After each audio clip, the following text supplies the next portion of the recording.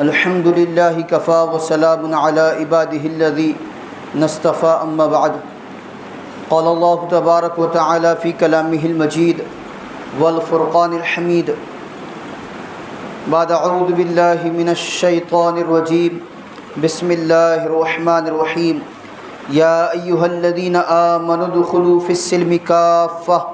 ولا تتبعوا خطوات الشيطان إنه لكم عدو مبين عن عبد الله بن عمرو رضي الله تعالى عنه قال قال رسول الله صلى الله تعالى عليه وسلم لا تقم يا عبد الله مثل فلان كان يقوم الليل فترك قيام الليل رواه النسائی. وعن عبد الله بن عمرو بن العاص رضي الله تعالى عنهما قال لي رسول الله صلى الله تعالى عليه وسلم يا عبد الله لا تكن مثل فلان كان يقوم الليل فترك قيام الليل رواه البخاري أو كما قال عليه الصلاة والسلام. اللهم صل على سيدنا محمد وعلى آل سيدنا محمد بارك وسلم. اللهم صل على سيدنا محمد وعلى آل سيدنا محمد بارك وسلم. اللهم صل على سيدنا محمد وعلى آل سيدنا محمد بارك وسلم. معزز سامعین کرام، ملت اسلامیہ کے عزیز نوجوانوں، بزرگان ملت،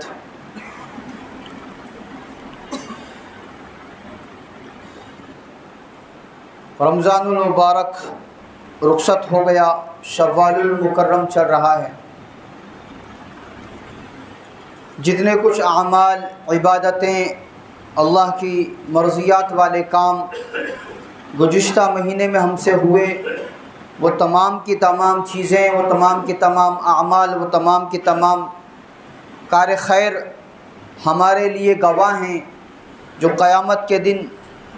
ہمارے حق میں گواہی دیں گے. لیکن اصل چیز مداومت ہے، پائیداری ہے، مسلسل عمل ہے. استقامت کے ساتھ کیا جانے والا عمل کسی ایک وقت میں بہت زیادہ کیے جانے والے خیر سے بہتر ہے. ایک آدمی کسی ایک رات میں 100 رکعت نفل پڑھ لے، اس کے برخلاف 2 رکعت نفل ہی پڑھتا رہے، لیکن روزانہ کا اس کا عمل ہو، یہ بہتر ہے اس 100 رکعت ایک مرتبہ پڑھے جانے والی نفل سے. آپ حضرات بخوبی اس بات سے واقف ہیں کہ جو ہماری تعداد، جو ہمارے مسلمان بھائی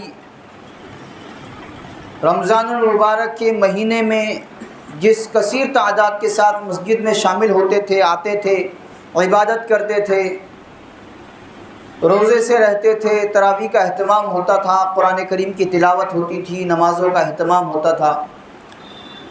جیسے ہی رمضان کی چاند رات آئی، ایسے معلوم ہونے لگا کہ یہ صرف چاند رات سے چاند رات تک کے درمیانی وقفے کے مسلمان تھے. چاند دیکھ کر اسلام اور ایمان جاگا تھا، چاند دیکھ کر رخصت ہو گیا. اسی رونے کو رویا ہے علامہ اقبال نے. مسجدیں مرثیاں خواہیں کہ نمازی نہ رہیں، یعنی وہ صاحب اوصاف حجازی نہ رہے. حالانکہ احادیث مبارکہ میں اگر روشنی ڈالی جائے تو معلوم ہوگا کہ یہ جو مسلسل کیے جانے والا عمل ہے، لگاتار کیے جانے والا عمل ہے، پابندی سے کیے جانے والا عمل ہے، یہ اپنے اندر بہت فضیلت رکھتا ہے، بہت اہمیت کا حامل ہے. چنانچہ صحیح بخاری کی روایت ہیں، سیدنا ابو ہریرہ رضی اللہ تعالیٰ عنہ روایت فرماتے ہیں، اللہ کے نبی صلی اللہ تعالیٰ علیہ وسلم نے ارشاد فرمایا، سبعۃ یظلھم اللہ فی ظل یوم لا ظل الا ظلہ. 7 لوگ ایسے ہیں کہ جو اللہ تبارک و تعالیٰ کے عرش کے سائے میں ہوں گے اس دن جس دن کے اللہ کے عرش کے سائے کے علاوہ کوئی سایہ نہ ہوگا۔ الامام العادل، انصاف کرنے والا بادشاہ، وشاب نشأ فی عبادت ربہ، ایسا نوجوان جو اپنے پروردگار کی عبادت میں پرورش پائے، ورجل قلبہ معلق فی المساجد، وہ شخص کہ جس کا دل مسجد میں اٹکا ہوا ہو، مسجد سے جس کا دل وابستہ رہے، ورجلان تحابا فی اللہ، دو ایسے شخص کہ جن کی آپس میں اللہ کی رضا کے لیے، اللہ کی خوشنودی کے لیے محبت ہو، وہ اللہ کے لیے محبت کرتے ہوں، اجتماع علیہ و تفرق علیہ، ان کا ملنا اللہ کی محبت کی نسبت سے ہو، ان کا بچھڑنا اللہ کی محبت کی نسبت سے ہو۔ ورجل طلبتہ امرأۃ ذات منصب و جمال، ایسا شخص کہ جس کو کوئی خوبصورت، اچھے اور اونچے نسب والی خاتون اپنی طرف مائل کرے، دعوت دے، فقال، اور وہ شخص کہے، انی اخاف اللہ، میں اللہ سے ڈرتا ہوں، مجھے اللہ کا ڈر ہے، میں یہ چیز کر نہیں سکتا کیونکہ مجھے اللہ کا ڈر ہے۔ ورجل تصدق اخفى حتى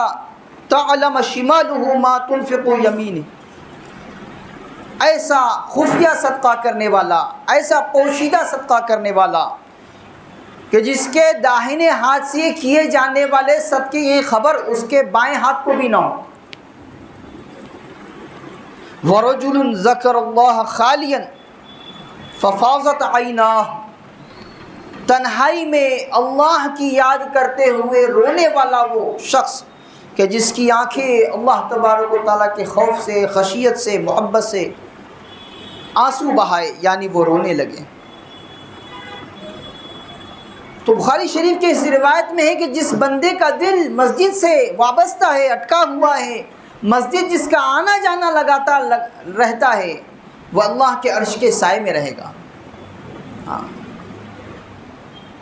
حضرت سعید بن مسبب رحمۃ اللہ علیہ کا قول ہے، مصنف ابن ابی شیبہ میں منقول ہے، حدیث نمبر 34612، فرماتے ہیں کچھ لوگ مسجدوں کے لیے میخ بن جاتے ہیں، کھوٹا جس کو ہم کہتے ہیں، یعنی ہر وقت مسجد میں بیٹھے رہتے ہیں، ایسے لوگوں کے ہم نشین فرشتے ہوتے ہیں، اگر یہ لوگ مسجد سے غائب ہو جائیں تو فرشتے انہیں تلاش کرتے ہیں، اور اگر یہ بیمار ہو جائیں تو ان کی عیادت کرتے ہیں، اور اگر ان کو کوئی ضرورت پیش آ جائے تو یہ فرشتے ان کی مدد کرتے ہیں۔ لگاتار کیے جانے والا مسجد میں یہ عمل ہم کو فرشتوں کی سنگت دلانے کا باعث ہے، فرشتوں کی دوستی دلانے کا باعث ہے، ہم نشی دلانے کا باعث ہے۔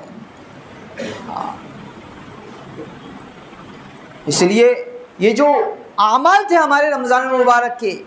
یہ وقتی نہیں رہنے چاہیے، دائمی رہنے چاہیے۔ رمضان آیا تھا، خوب زیادہ عبادتیں ہوئی، اب رمضان چلا گیا، وہ عبادتیں بھی چلی گئی، ایسا نہیں ہونا چاہیے۔ ہم مسلمان صرف رمضان کے لیے نہیں ہیں، سال کے 12 مہینے اور اس 12 مہینے کے 365 دن ہم مسلمان ہیں، اور ہر دن اللہ کا حکم ہم پر لاگو ہوتا ہے۔ نمازیں صرف رمضان میں فرض نہیں تھی، باقی 11 مہینے میں بھی فرض ہے۔ اللہ کی رضا والے کام صرف رمضان میں ضروری نہیں تھے، عام دنوں میں بھی ضروری ہے۔ اسی کی طرف توجہ دلائی ہے اللہ کے نبی صلی اللہ تعالی علیہ وسلم نے۔ سنن نسائی کی روایت ہے، حضرت عبداللہ بن عمرو رضی اللہ تعالیٰ عنہ راوی ہیں، روایت فرماتے ہیں کہ اللہ کے نبی صلی اللہ تعالی علیہ وسلم نے ارشاد فرمایا، لا تکن یا عبداللہ مثل فلان، اے عبداللہ فلاں شخص کی طرح نہ بن جانا، کان یقوم اللیل فترک قیام اللیل، کہ وہ راتوں کو عبادت کیا کرتے تھے، وہ فلاں شخص راتوں کو عبادت کیا کرتے تھے، پھر انہوں نے قیام اللیل کو چھوڑ دیا، رات کا قیام، رات کی عبادتیں نے چھوڑ دی۔ بخاری شریف میں یہ روایت اور تھوڑی وضاحت کے ساتھ کہ حضرت عبداللہ بن عمرو بن عاص رضی اللہ تعالیٰ عنہما، والد بھی صحابی، بیٹے بھی صحابی، فرماتے ہیں قال لی، مجھ سے اللہ کے نبی صلی اللہ تعالی علیہ وسلم نے ارشاد فرمایا،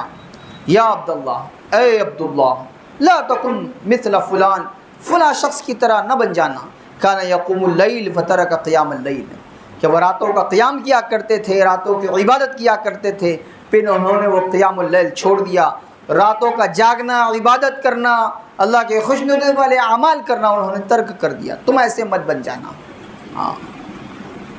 یہی حال ہمارا ہے کہ ایک سلسلے تک، ایک لمبے وقت تک، پورا مہینہ ہم اللہ کی عبادت زیادہ کرتے رہیں، فرض نمازوں کے علاوہ ہم نے نمازیں پڑھی، تراویح کی نماز پابندی سے ہماری ہوئی، عام عبادتوں کے علاوہ اور بہت ساری عبادتیں ہماری زندگی میں شامل تھیں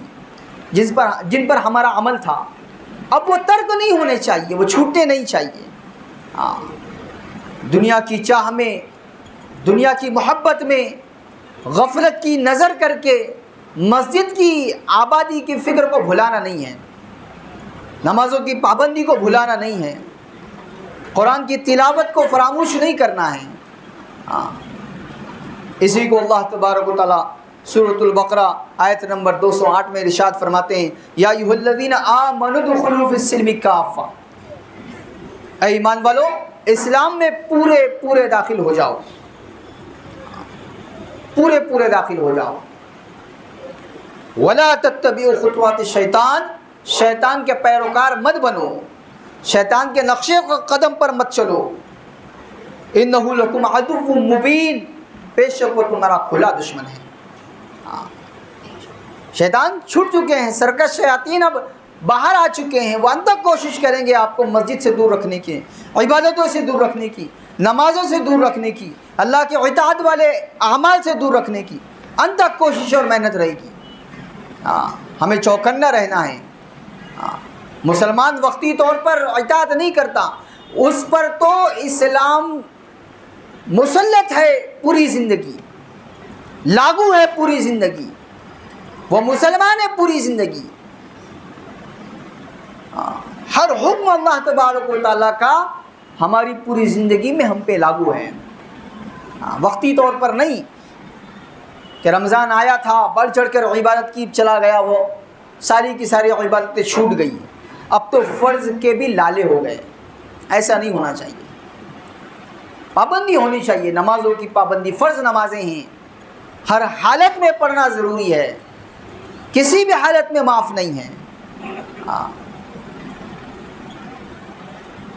یہ جو ہم نے توشہ تیار کیا، پورا مہینہ اعمال کا توشہ، عبادتوں کا توشہ، اللہ کی رضا والے کاموں کا توشہ، یہ توشہ وقتی نہیں ہونا چاہیے، دائمی،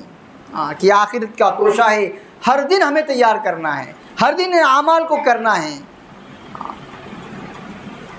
اسی لیے تو اللہ کے نبی صلی اللہ تعالیٰ علیہ وسلم کے معمولات میں یہ بات ملتی ہے کہ جہاں رمضان المبارک کے پورے مہینے کے روزے فرض، وہاں عام دنوں میں بھی روزہ رکھنے کا آپ اہتمام فرماتے تھے۔ ہر پیر اور جمعرات کو روزہ رکھنا سنت ہے، ہر مہینے کی قمری تاریخ کے اعتبار سے 13، 14، 15 کو روزہ رکھنا سنت ہے۔ گاہے بگاہے ایسے دن ہمارے زندگی میں اللہ تبارک و تعالیٰ لاتے ہیں جس میں روزے کی فضیلت آتی ہے، عرفے کا روزہ، محرم کے روزے، پھر یہ پیر جمعرات کا روزہ، پھر 13، 14، 15، تاکہ وہ جو عمل ہے ہمارا وہ پوری طریقے سے ترک نہ ہو۔ سال کے بیچ میں بھی وقفے سے روزے کی عادت ہماری چھوٹنی نہیں چاہیے۔ جب روزے کی وہ عادت کو برقرار رکھا ہے تو فرض نمازوں کو کتنا اہتمام، جو فرض ہے وہ تو چھوٹنی نہیں چاہیے، ترک ہی نہیں ہونا چاہیے۔ تو ہمیں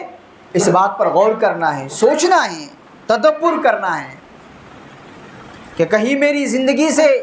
اسلامی تعلیمات مفقود نہ ہو جائیں، اللہ کے فرائض مفقود نہ ہو جائیں، اللہ کی اطاعت والے کام مفقود نہ ہو جائیں، کہیں غیر محسوس طریقے سے میں شیطان کے داؤ پیچ میں تو نہیں آ رہا ہوں، اس کے بہکاوے میں تو نہیں آ رہا ہوں، کہیں میں نفس کے ہاتھوں پیچھے تو نہیں ہو جا رہا ہوں عبادت کے لائن سے، اللہ کے اطاعت کے لائن سے۔ اس پر غور کرنا ہے، اور اپنے آپ کو پابند بنانا ہے۔ اللہ کرے کہ امت اسلامیہ اپنی ساری زندگی اللہ تبارک و تعالیٰ کی اطاعت کے ساتھ، فرمانبرداری کے ساتھ، اللہ کے جملہ احکامات پر عمل کے ساتھ زندگی گزارنے والی بن جائیں۔ وآخر دعوانا الحمد للہ رب العالمین والصلاة والسلام علی سید الانبیاء والمرسلین صلی اللہ تعالی علیہ وسلم۔